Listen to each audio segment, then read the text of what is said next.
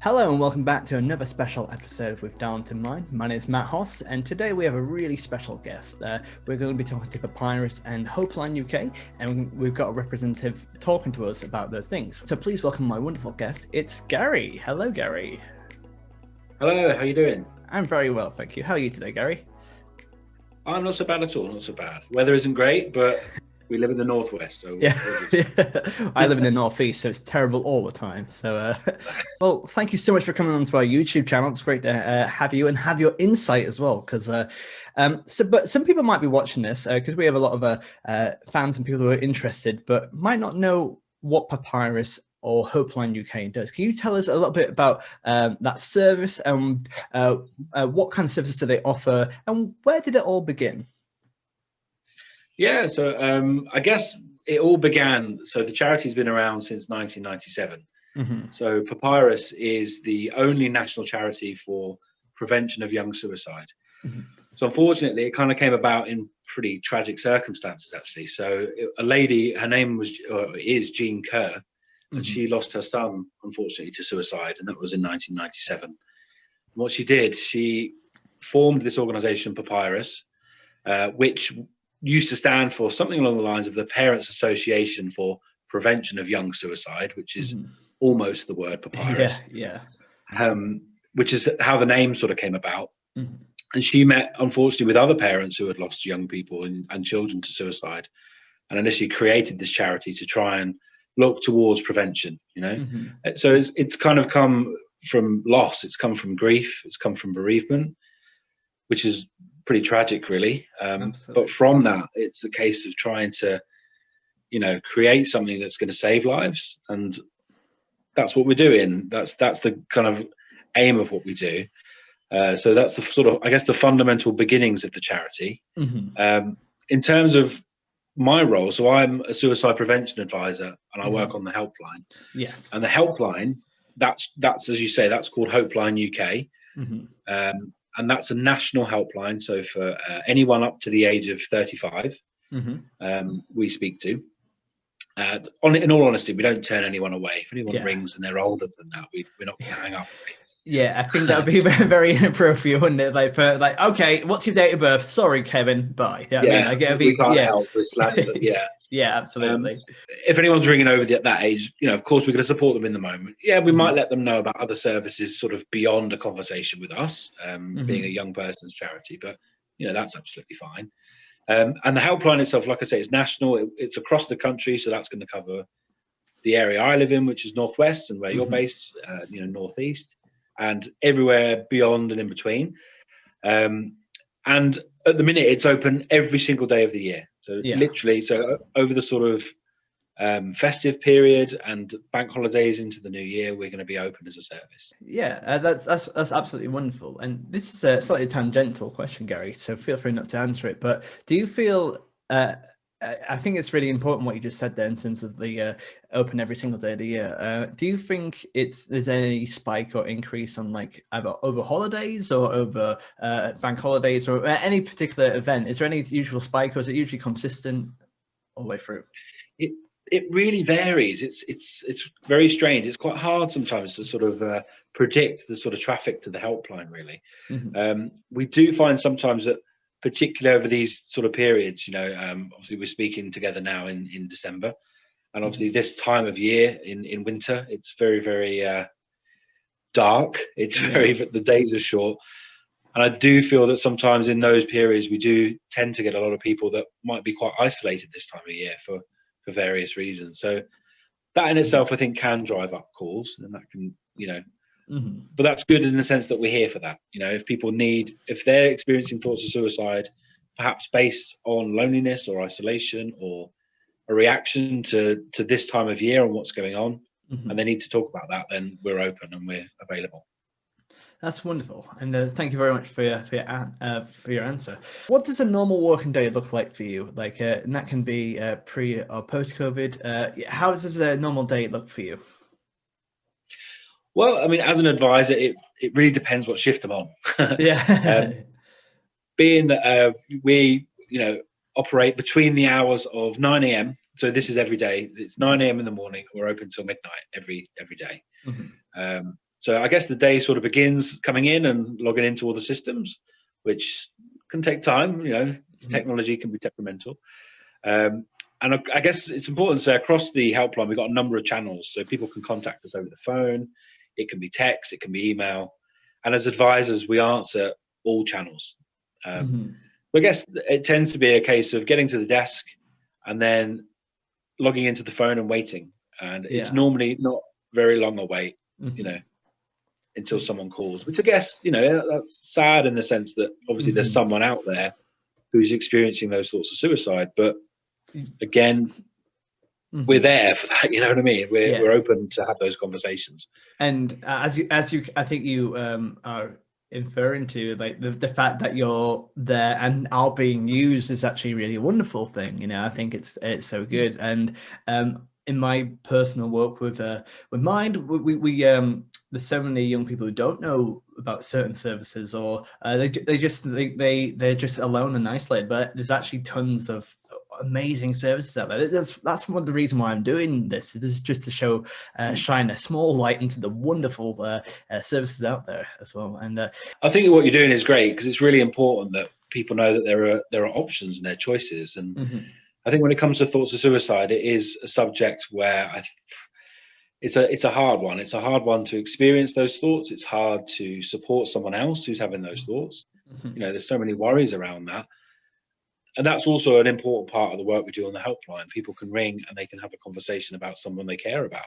Absolutely. Or their own thoughts of suicide. And we're not a service that's going to freak out. We're going to sit and listen to what people have to say. We're not going to overreact to it. And I think that's a big fear that people have. I think one of the most common fears people have when they ring, they say, well, if I'm going to talk about thoughts of suicide, am I going to get locked up, or I'm going to get sectioned or something? And it's like, well, it's a genuine fear, but no, we're not going to, we can't do those things. We don't have that sort of power anyway. But it is a real concern for people. It's a real worry. So why do you think that is? Why do you think people have this idea in their head where they think they might get locked up, as you say, or what are some of the big misconceptions people have about suicide or suicidal thoughts? I think that being one, that, if you're suicidal, it means that you are going to be incarcerated. And I think, perhaps stories in the media don't necessarily help that. Yes, perhaps, absolutely. Even famous films, I think, that people see, they think, oh, is that me? Am I feeling suicidal? Is that, it's sort of encapsulating me, and that's going to end up happening to me? No, it isn't. It's that sort of intervention is very much a last case scenario. Yeah. And of course, I think another sort of misconception is the fact that you have to be mentally ill to be suicidal. It's not the case. I think that's a real stigma in itself, to believe that, inadvertent commas, people think I am crazy if I'm suicidal. Well, no, you might be unwell. That could be the truth of things. But also you might be reacting to something that's happened, like an adverse event in your life, a job loss, or, we sort of didn't go into it earlier, but COVID as well. Absolutely, all the changes that are happening with that can bring about the sort of conditions where you might be having those thoughts. Absolutely. And I find with any major change in life is it's any transitions are always really difficult, and like we're going through a major like a national or international one as well. And and so of course it's you're going to feel unsettled, and those thoughts and fears do arise. And but to follow on from that, is it quite hard to have an honest conversation about the work that you do for people? Like, for example, if you're meeting up with friends, well, in a normal world, if you're meeting up with friends and saying, is it hard to talk about your job, or do you feel there's a lot of stigma around that issue still? I think there can be. I mean, I think societally, yes, there is still a stigma and there is still a taboo around suicide. I think personally, maybe I'm just lucky in the friends I have, but or even perhaps people I meet. And the truth is, if I meet people and they're not friends, they're random people, or I've met someone for the first time, and I tell them what I do, or I tell them the charity I work for, normally people stop and they go, wow, and they want to know more. They want to get more information. They want to know what we do, that maybe they've got a story to tell themselves about how they felt once, feeling suicidal, or someone that they care about. And honestly, I don't know whether it's a shift in the way people are kind of reacting to suicide, but I don't think I've ever had a negative response. And I think most people are more curious than they are anything else, and they're more excited that this organization exists that maybe they can use or tell people about. So I love talking about it. Yeah, that's great. Yeah, Yeah. and I'm so glad you say that as well, because like often when we talk about stigma, yeah, it can often be negative. Well, sorry, stigma is negative, but but sometimes people have those reactions where there are no stigma and just are genuinely thankful for those services as well. Like, yeah, and it's always I think it's a really big positive to take away from that. That's great. And yeah, and how about in your work? Do you think is it hard? Do you find it hard to have that conversation with people when they're having those suicidal thoughts?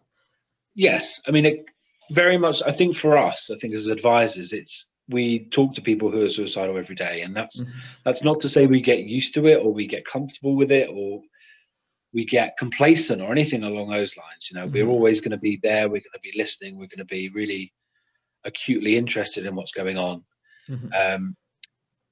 But I think for us, it's I don't know if normal is the right word, but I think it is. Those conversations are absolutely fundamental to what we do. We will not shy away from the subject of suicide. We will use the word suicide, and something we sort of touched on earlier. About myths and misconceptions about it. So many people, particularly those that are worried about someone else, they'll ring us, and let's say they're worried about a friend or family member or something. And they say, well, I can't talk about suicide. That's going to make it worse. It's going to put the idea in their head. It's going to make my loved one go out and do something. And we can dispel those myths and say, well, no, actually, it's quite literally the opposite. If we can use the word suicide, if we can talk about it sensitively and safely, that whoever it is that you're supporting and you care about is going to go, okay, well, this person, they're up for it. They're going to hear what I've got to say. They're going to listen. Okay, they might not be able to change the circumstances as to why I'm feeling this way, but they're not shying away from it. They're going to listen and they're going to be here, and that's really important. And it shows an observation that a friend can make, or like if you're seeing those signs or those symptoms, and you're bringing that conversation to a friend, I think it can be so helpful, because they can be like, oh, people do care, people have noticed, and people do understand, or and aren't afraid to talk to me about it as well. I think that's a powerful, a very simple but powerful tool a friend can have as well. It is, absolutely. And I think sort of going into that a bit more, like people sort of have that kind of feeling of, well, if I talk to a friend, what if they get upset? What if they get angry? Well, that could happen. That may well happen. But they're also going to be able to open up and talk to you and tell you how they feel. And that's what we want. That's essential. Like conversations and that starting point can be what goes on to help someone save their own life, One of my questions was, if someone is watching this and they have a friend who may be suffering from symptoms, or they kind of talk about suicidal thoughts, what piece of advice would you give to that friend? I think, first and foremost, don't panic. Yes. Which is easy for me to say, isn't it? Because it's not my friend, it's not my family member. But I think that if you're clearly any friend that's picking up on these things, whether it's someone talking about thoughts of suicide or maybe picking up on some signs, clearly they care. They are worried about someone and they care. They're invested in their safety. So I think perhaps the most important thing you can do is ask that person that you're worried about if they're suicidal. And ask it as simply as that. Use the word suicide. Ask it as a closed question like that. Because all the person has to do is say yes or no. That's it. They only have to say, yes, I'm feeling suicidal. They might say, no, I'm fine. I just had a bad day, or I'm struggling, but I'm okay. Or they might say yes. And I guess that's the scary part. Well, what do I do then? If someone says, yes, I am feeling suicidal? Well, I guess, again, it's not for that person, the caregiver, as it were, to fix anything. But it might just be about, okay, well, now I know how you feel. Let's help you find some support in whatever way that shape. Absolutely. And another thing as well, and I've come across this quite a lot, is that I think a lot of people are scared to ask that question if people to go, no, what are you talking about? And like, as if they were to take offense from it. But from my experience, that people don't get offended if they say no. They're like, oh, thank you for being concerned, but I'm actually okay. Yeah. Yeah. No, absolutely spot on. It really is that case. That is the case. Some people might be watching this and they might feel, I think there might be a sense of a Britishness where like you feel a bit awkward, or you see the signs but you don't feel like you're bad enough, quote, bad enough to call. What would you say to these people?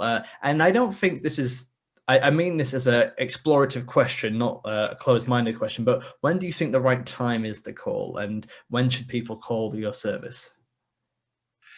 I think it's a really good question, and it is something that comes up a lot. You know, we'll get contacts from people and they say, oh, I'm sure there's someone worse off than me. I'm sure there's someone that's in greater need than I have. And I think the fundamental truth of it is, if you're thinking about suicide on any level, how important is that? How bad has it got to be? You know what I mean? So Absolutely. if you're having thoughts about dying, you're having thoughts about dying, and it doesn't matter where you are on that spectrum. Do you know what I mean? If you've had the thought, you've just woken up that morning, and you've thought about suicide for the first time for some reason, or no reason, it's just coming into your head out of the blue, or you've been feeling this way for years, talk about it. You know, if you've never done it before, you can do that with Papyrus. You can get in touch with Hopeline and start that ball rolling, as it were, and have a conversation. That's brilliant. Thank you so much for that. It's really kind. Again, this is a personal question. You're welcome to not answer this, but how has your life changed since working for Hopeline? It's a good question. Fundamentally, I think for the better. I think working in this arena of, I guess, mental health, it's and I will add, you know, of course, as we said before, you don't have to be mentally ill to be suicidal, but of course, this field and this, I guess, phenomena of suicide tends to lean more towards those that have a background in mental health. Certainly, that's the case for me. I have a background in working in mental health services. I think working for Papyrus and working on Hopeline has fundamentally changed how I talk about suicide with people, how I react to it, and my understanding of it as well as a sort of phenomena and what we can do collectively. I think it's really opened my eyes to how massive a problem this is. Suicide, I mean, it's the biggest killer of young people in this country. Yeah. Which I don't think I knew that before I started working at Papyrus. And it's such a it's a shocker as well, and it's this it's so devastating as well, and we still, people aren't necessarily having that conversation, and that's why this is so important to have it, you know, and to have your service there as well. I think so, and I think it's certainly we go out. Part of what Papyrus does as well, part of my role is sometimes to go out and deliver training, and when you talk to people and you sort of give people that fact, you know, suicide is the biggest killer. I think a lot of people are shocked by that. Some aren't, but some are, and most are, I think. I think when you get into the conversation about, okay, what sort of things did you think were, you know, perhaps more of a danger to our young people out there? And I think people might come up with road traffic accidents and things like that. And I think that's partly because of the great work that, you know, road agencies have done to put it out there and say, look, this is a dangerous thing.